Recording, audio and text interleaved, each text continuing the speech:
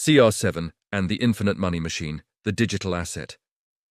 Yesterday, on day one of this challenge, we cracked the code of Saul Canelo Álvarez. We learned a valuable lesson. To be truly wealthy in sports, it's not enough to be the best in the ring. You have to be smart outside of it. We saw how Canelo diversified his fortune, earned through blood and sweat, into tangible assets, gas stations, convenience stores, and real estate. But today we move up a step in the financial food chain. Today we are going to analyze a man who doesn't need to open 1,000 physical stores to generate millions. He discovered that, in the modern era, the most valuable asset isn't oil nor bricks. It is attention. Cristiano Ronaldo dos Santos Aveiro.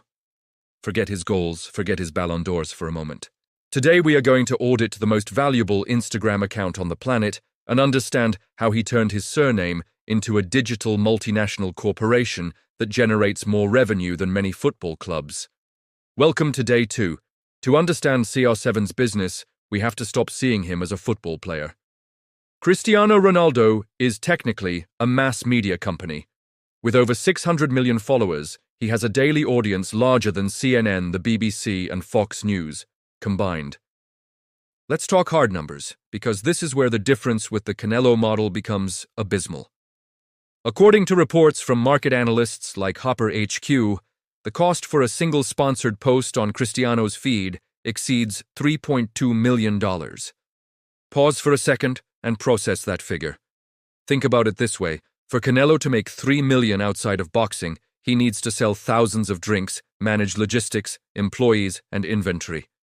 Cristiano achieves that same figure by uploading a photo holding a product, smiling, and hitting publish. This, in finance, is called infinite leverage. Canelo has a physical limit. He can't fight every week. But Cristiano's capacity to generate income has no physical ceiling. He can post today, tomorrow, and the day after. Brands don't pay him to play football. They pay him for the transfer of authority. They know that no one in the world has such a loyal audience. He doesn't sell products, he sells blind trust. But sticking only to sponsorships would be thinking small. The true financial genius of Cristiano and his management team is using his Instagram as a free sales funnel for his own companies. This is where the concept of the business flywheel comes in. Look at the master stroke. He is a co-founder of the hair transplant clinic in Sparia. How much do you think this clinic spends on traditional advertising on TV or radio? Probably very little compared to its competitors. Why? Because Cristiano uploads a story to his profile, and the clinic has a waiting list for months. In business terms, this means his customer acquisition cost, CAC, is practically zero. The same happens with his hotels. He directs massive internet traffic towards his physical properties. While Canelo has to build the prestige of his upper stores from scratch, brick by brick, Cristiano instantly transfers his fame to any business he touches. In the corporate world, this is called goodwill, and Cristiano's is possibly the most valuable intangible asset in sports history. Before we move on to the psychology behind his brand and understand why his move to Saudi Arabia was a masterstroke of expansion and not a retirement, let's hit pause. We are right in the middle of this financial trilogy. We've seen Canelo's physical empire. Today, we are breaking down CR7's digital empire, and believe me, you do not want to miss the finale of this series, because we are going to scale to the ultimate level of money. So, if you want to understand how the owners of the world play the game, subscribe right now and hit the bell. Make sure you don't miss the end of this story. Now, let's get back inside Cristiano's mind. Now let's ask a key question. Why is his Instagram worth so much? Why is it worth more than Messi's, Neymar's, or any Hollywood stars? The answer lies in consumer psychology. Messi's profile is family-oriented and quiet. Neymar's is often party and chaos. But Cristiano's is corporate cleanliness. Cristiano manages his private life like a Fortune 500 company. There are no drunken scandals, no blurry photos. Everything communicates. Success, health, victory. Wall Street and big brands love predictability.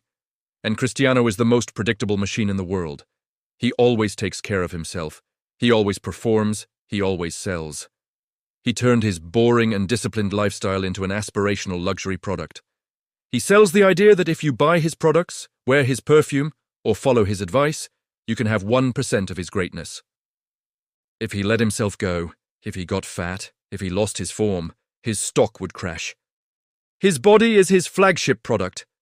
And here we arrive at the most criticized and, in my opinion, least understood financial move: his signing with Al-Nassr.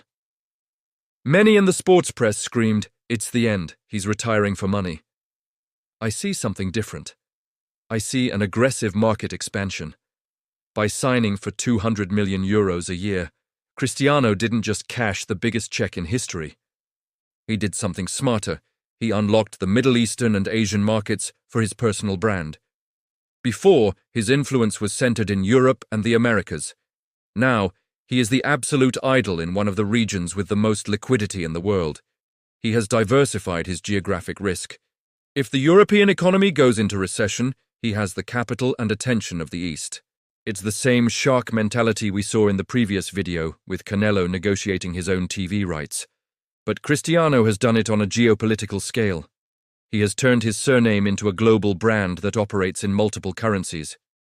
At the end of the day, what do we learn from Cristiano Ronaldo, the entrepreneur?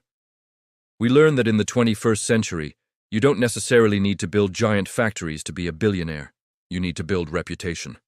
Cristiano built an ironclad reputation for 20 years on the field and then used social media to cash in on it off the field. With Canelo, we learn to invest in real assets. With Cristiano, we learn to turn ourselves into the investment. Your name is your asset, your reputation is your currency, and your audience is your bank.